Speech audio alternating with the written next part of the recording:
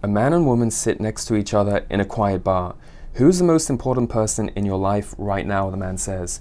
The woman thinks for a moment. Person? Well, my parents, my family, my friends, the people close to me, she says with a smile. How about you? Who's the most important person in your life? The man looks deep into the woman's eyes and says only one word. You. The woman flinches. I might not see you again, the man continues. But right now you're here with me and I'm here with you. You're the most important person in my life right now. And with that, the woman falls completely under the man's spell.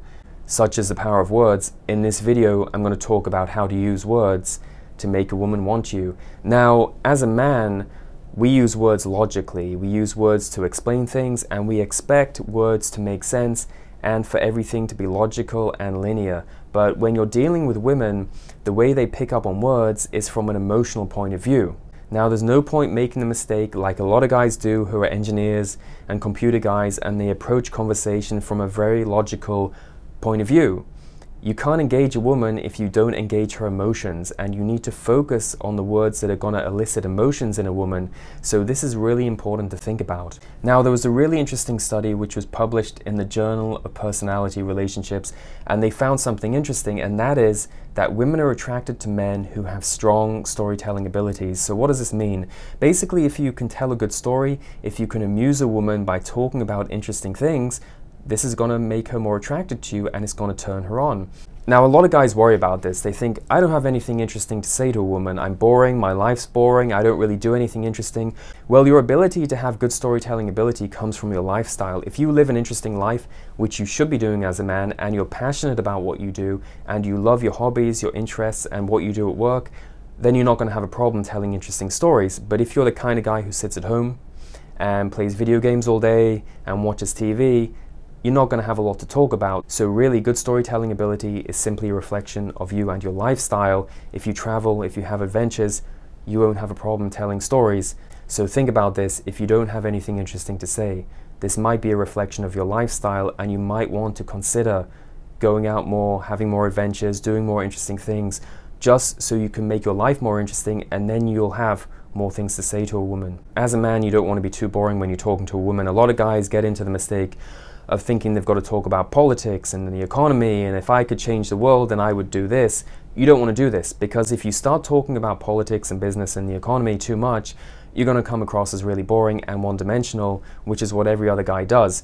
You want to be able to tell stories and be fluid and engaging, because women are more attracted to men who are pro-social and outgoing. That study was confirmed in the Journal of Personality and Social Psychology.